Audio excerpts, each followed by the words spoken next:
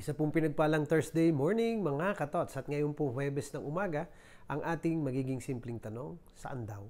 Bakit saan daw?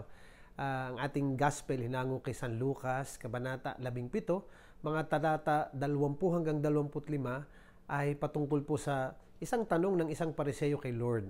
At ang tanong niya ay simple lang. Ang tanong niya ay, saan darating ang kaharian ng Diyos? So, saan matatagpuan? Kumbaga sa ko'y parang gusto niya. No? Kailan darating ito? Saan darating? Paano? Yung mga tanong na ganyan baga. Typical question. Pero usually, question ng the non-believer. Yung hindi talaga tunay na nananampalataya. At maganda ang tanong ni Lord na para bagang hindi, ang gustong sabihin ni Lord sa atin ay, o sa Kanya ay, hindi mo po napapansin. Ito na, nasa harap mo. Darating yung panahon, magsasabing naroon, narito, nandyan. Pero hindi. Sapagkat sa totoo lang, ito na. At napakaganda nun sapagkat it's a reminder for all of us. No? Sa ating pananampalataya, ang pagkilala sa kaharian ng Diyos ay nakabase sa dalawang katotohanan. Ay narito na, pero wala pa. Uy, parang gulo, no? Pues yan talaga eh. Narito na sapagkat naibigay na sa atin ang pananampalataya ni Jesus. Naibigay na sa atin ng ating Panginoon ang, sabi nga ay, butil ng mustasa. At yan ang kaharian ng Diyos. Nabuo na tayo. Narito na ang ating simbahan. Narito na ang sambayanan. Narito na, pero hindi pa tapos. Kaya sabi, narito na, pero wala pa. Bakit? Kasi ang kabuuan ay mangyayari sa kabilang buhay, sa piling ng Diyos mismo. Pero ang katotohanan ay naririto na. Kaya nga, ewan ko mga kapatid, if there is a loss of sense of the presence of God in this world, baka mamaya we are at fault.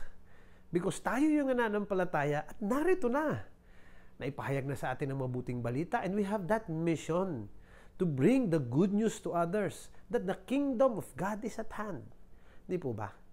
Ngayon, if wherever we are, hindi feel ng mga tao, hindi alam nila na nariyan ang presensya ng Diyos, baka mamaya tayong mga nagdadala nito o dapat nagdadala at nagpapakilala kay Jesus ay hindi na nagagawa ang dapat gawin.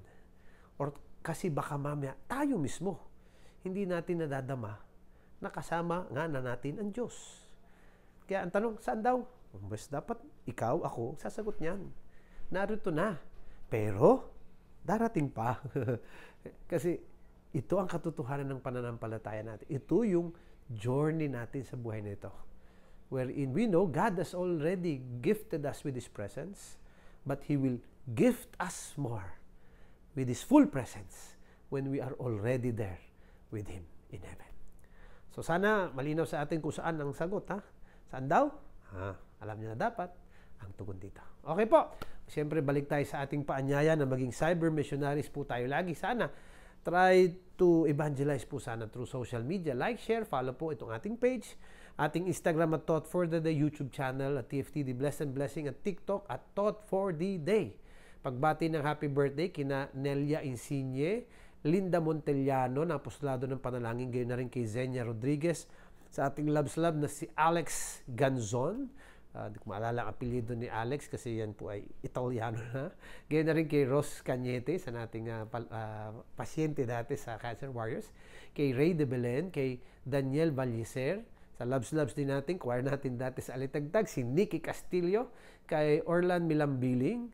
Happy birthday sa inyong lahat. At syempre pagbati uli sa anniversary ng dalawa naming pari dito na 17th sacerdotal anniversary na si Father Satrio Beros at Father Hubin Grimaldo. So blessings po at pagdasal po natin silang dalawa. At syempre po kasama pa rin yan ang ating kahilingan na sana po ituloy ang ating panalangin. Una para sa kaluluwa po ni Tita Aning Magkamit na pumanaw po kahapon. And then let's also pray for the family, no? Na syempre ang kanilang kalungkutan ay sana'y maibsan ng biyaya ng pangako ng kaharian ng Diyos. At syempre po, panalangin pa rin sa lahat ng may karamdaman at humihiling na ating pagdarasal para sa kanilang kagalingan. At syempre po para sa kapayapaan sa mga bansang may mga digmaan. So, syempre po, kung alam naman natin kung nasaan talaga si Lord, narito na. Pero darating pa rin. Kaya ano pa? Always be blessed and be a blessing.